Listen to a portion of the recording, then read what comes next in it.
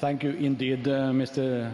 Kailash Satyarthi. You proved what I said, referring to Mahatma Gandhi, that the only tyrant of yours is the voice coming from the inside, which is also the case with regard to the second Nobel Peace Prize laureate for 2014, Malala Yousafzai. I call upon you to come forward and give your Nobel lecture.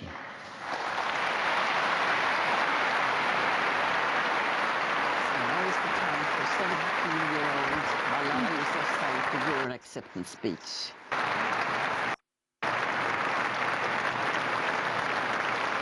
Thank you so much. Thank you. Thank you so much.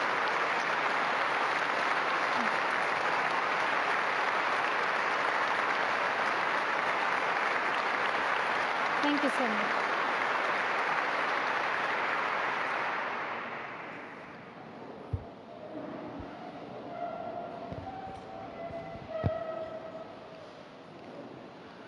Bismillahir-Rahmanir-Rahim.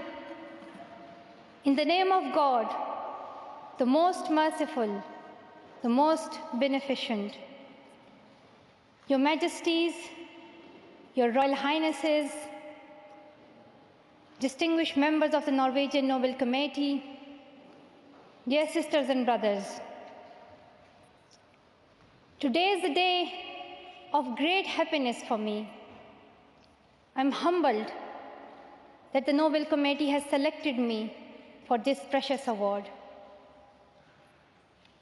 Thank you to everyone for your continued support and love. Thank you for the letters and cards that I still receive from all around the world. Your kind and encouraging words strengthens and inspires me.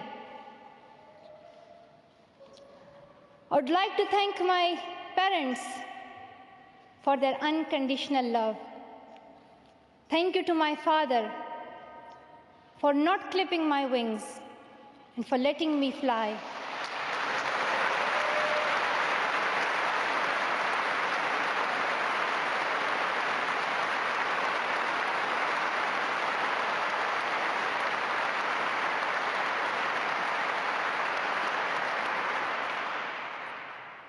Thank you to my mother for inspiring me to be patient and to always speak the truth, which we strongly believe is the true message of Islam. And also, thank you to all my wonderful teachers who inspired me to believe in myself and be brave. I'm proud, well, in fact, I'm very proud to be the first Pashtun, the first Pakistani, and the youngest person to receive this award.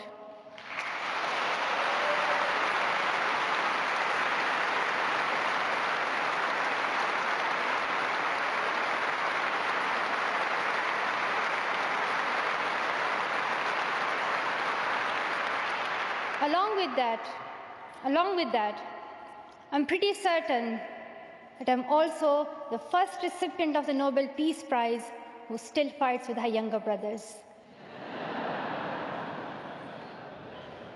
I want there to be peace everywhere, but my brothers and I are still working on that.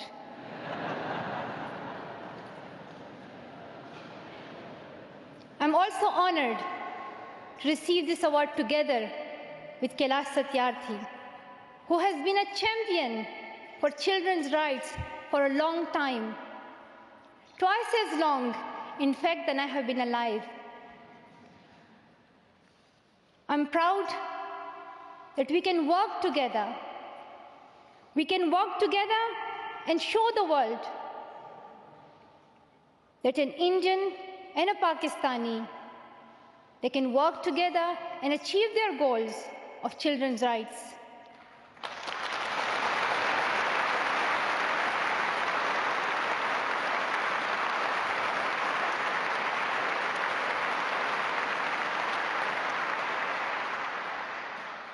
Dear brothers and sisters, I was named after the inspirational Malala of Maiwand, who is the Pashtun Joan of Arc. The word Malala means grief-stricken, sad. But in order to lend some happiness to it, my grandfather would always call me Malala, the happiest girl in the world. And today, I'm very happy that we are together fighting for an important cause. This award is not just for me. It is for those forgotten children who want education. It is for those frightened children who want peace. It is for those voiceless children who want change. I'm here to stand up for their rights, to raise their voice. It is not time to pity them. It is not time to pity them. It is time to take action. So it becomes the last time. The last time. So it becomes the last time that we see a child deprived of education.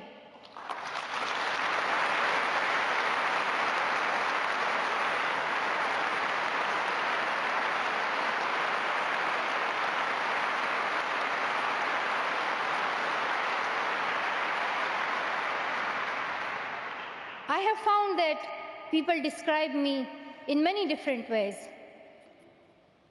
Some people call me the girl who was shot by the Taliban, and some the girl who fought for her rights. Some people call me a Nobel laureate now. However, my brothers still call me that annoying bossy sister. As far as I know, I'm just a committed and even stubborn person who wants to see every child getting quality education, who wants to see women having equal rights, and who wants peace in every corner of the world.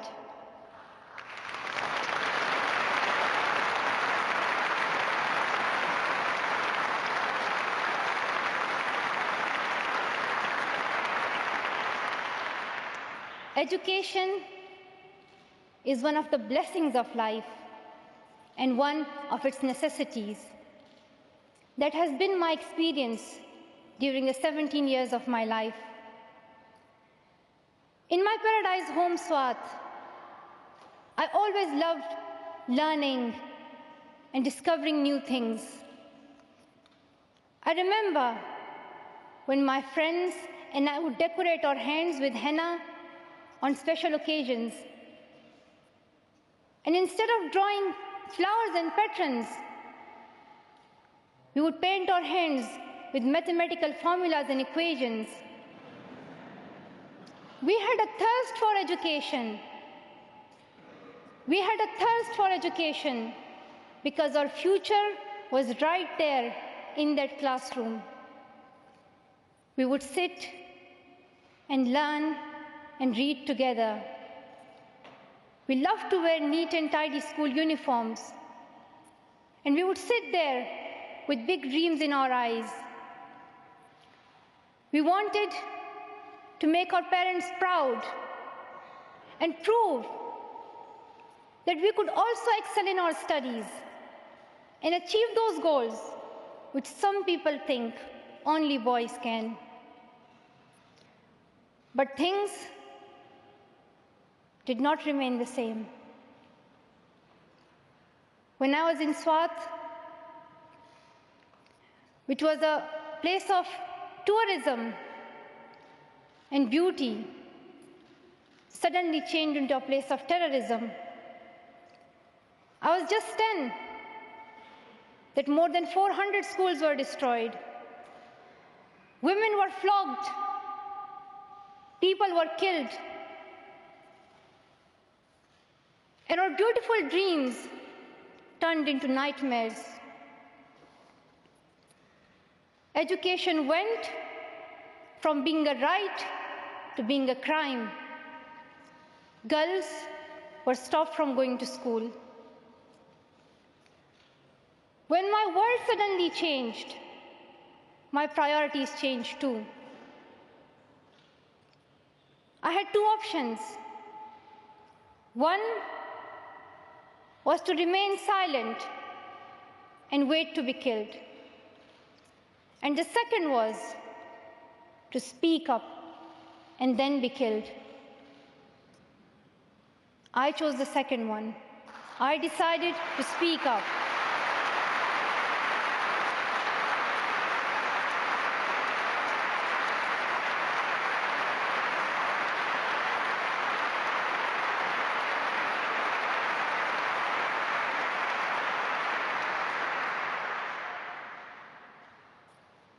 We could not just stand by and see those injustices of the terrorists, denying our rights, ruthlessly killing people, and misusing the name of Islam.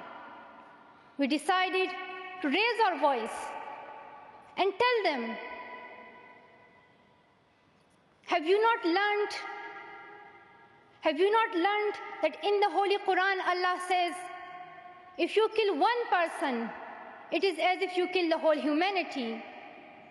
Do you not know that Muhammad, peace be upon him, the Prophet of mercy, he says, do not harm yourself or others. And do you not know that the very first word of the Holy Quran is the word Iqra, which means read? The terrorists tried to stop us and attacked me and my friends who are here today on our school bus in 2012. But neither their ideas nor their bullets could win. We survived. And since that day, our voices have grown louder and louder.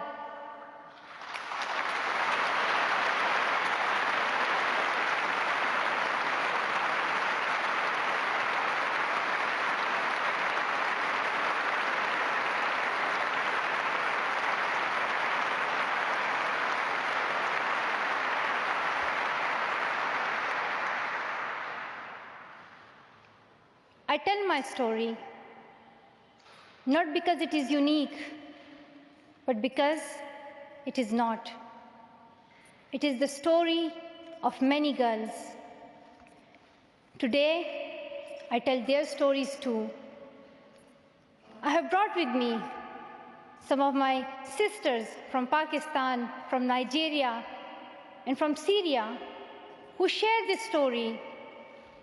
My brave sisters, Shazia and Kainat, who were also shot that day on our school bus, but they have not stopped learning.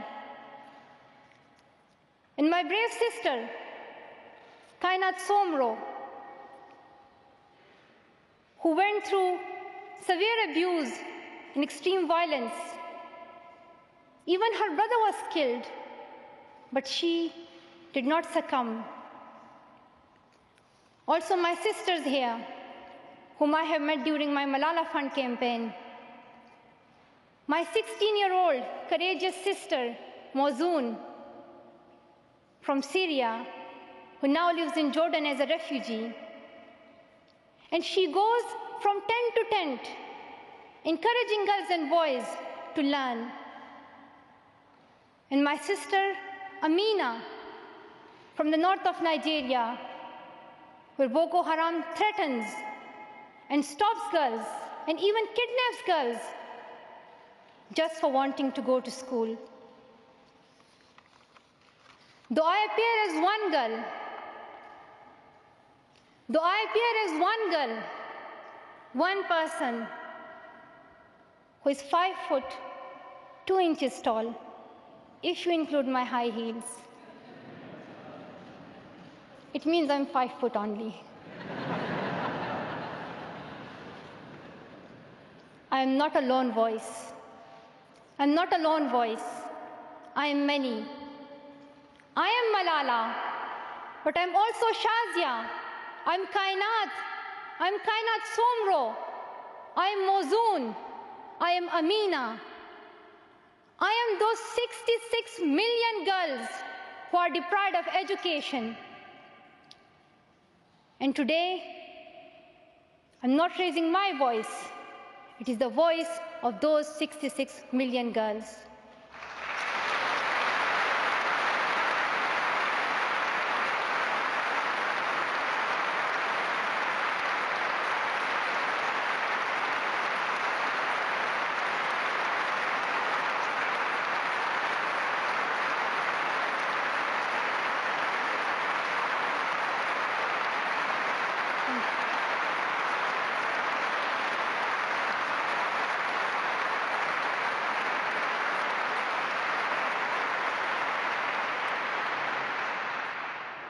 Sometimes people like to ask me, why should girls go to school? Why is it important for them? But I think the more important question is, why shouldn't they? Why shouldn't they have this right to go to school? Dear brothers and sisters, today, in half of the world, we see rapid progress and development. However, there are many countries where millions still suffer from the very old problems of war, poverty, and injustice. We still see conflicts in which innocent people lose their lives and children become orphans. We see many people becoming refugees in Syria, Gaza, and Iraq. In Afghanistan, we see families being killed in suicide attacks and bomb blasts. Many children in Africa do not have access to education because of poverty. And as I said, we still see girls who have no freedom to go to school in the north of Nigeria. Many children in countries like Pakistan and India, as Kailash Satyarthi mentioned, many children, especially in India and Pakistan, are deprived of their right to education because of social taboos, or they have been forced into child marriage or into child labor. One of my very good school friends, the same age as me, who has always been bold and confident girl, dreamed of becoming a doctor. But her dream remained a dream. At the age of 12, she was forced to get married. And then soon, she had a son. She had a child when she herself was a child, only 14. I know that she could have been a very good doctor, but she couldn't because she was a girl. Her story is why I dedicate the Nobel Peace Prize money to the Malala Fund to help give girls quality education everywhere, anywhere in the world, and to raise their voices. The first place this funding will go to is where my heart is, to build schools in Pakistan, especially in my home of Swat and Shangla.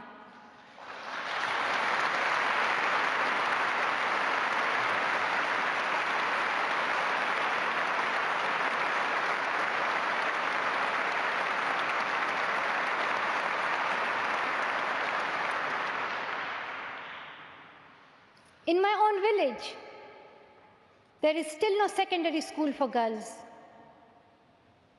And it is my wish and my commitment, and now my challenge to build one so that my friends and my sisters can go there to school and get quality education, and they get this opportunity to fulfill their dreams. This is where I will begin, but it is not where I will stop. I will continue this fight until I see every child in school. Dear brothers and sisters, great people who brought change, like Martin Luther King and Nelson Mandela, Mother Teresa and Aung San Suu Kyi, once stood here on this stage. I hope the steps that Kailash Satyarthi and I have taken so far and will take on this journey will also bring change, lasting change.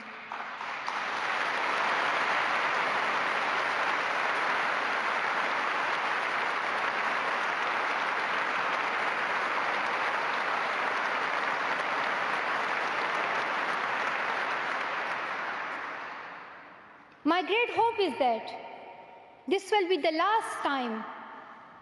This will be the last time we must fight for education. Let's solve this once and for all. We have already taken many steps. Now it is time to take a leap. It is not time to tell the world leaders to realize how important education is. They already know it. Their own children are in good schools. Now it is time to call them to take action for the rest of the world's children. We ask the world leaders to unite and make education their top priority. 15 years ago, the world leaders decided on a set of global goals, the Millennium Development Goals.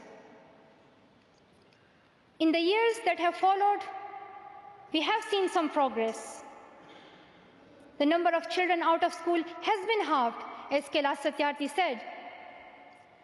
However, the world focused only on primary education, and progress did not reach everyone. In year 2015, representatives from all around the world will meet in the United Nations to set the next set of goals, the Sustainable Development Goals. This will set the world's ambition for the next generations. The world can no longer accept that basic education is enough. Why do leaders accept that for children in developing countries, only basic literacy is sufficient when their own children do homework in algebra, mathematics, science, and physics? Leaders must seize this opportunity to guarantee a free, quality, primary and secondary education for every child.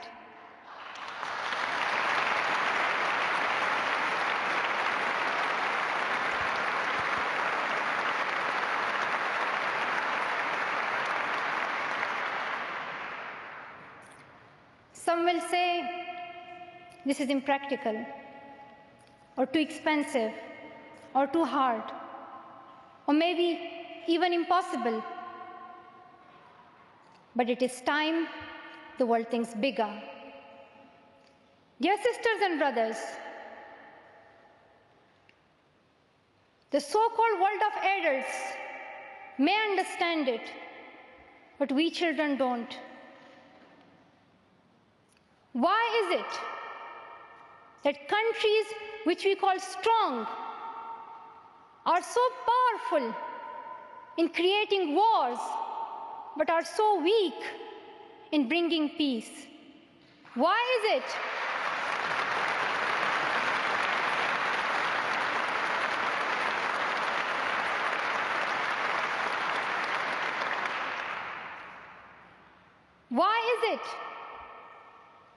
that giving guns is so easy, but giving books is so hard?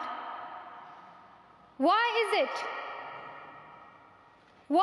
it that making tanks is so easy, but building schools is so hard? We are living in the modern age, and we believe that nothing is impossible. We have reached the moon 45 years ago, and maybe we'll soon land on Mars. Then, in this 21st century, we must be able to give every child quality education. Dear sisters and brothers, dear fellow children, we must work, not wait. Not just the politicians and the world leaders. We all need to contribute. Me, you, we. It is our duty. Let us become the first generation to decide to be the last. Let us become the first generation that decides to be the last, that sees empty classrooms, lost childhoods, and wasted potentials.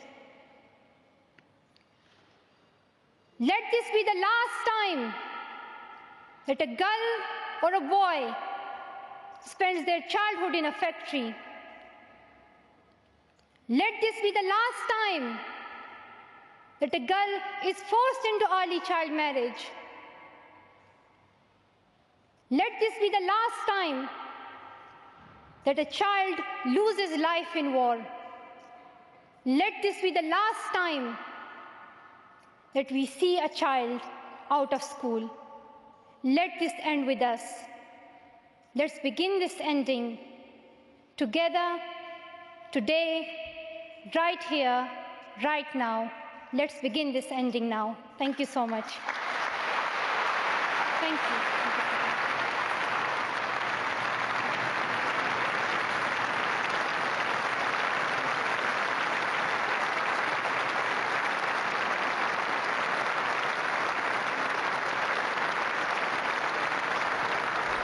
The audience rises, and Malala gives a long and warm applause for her acceptance speech.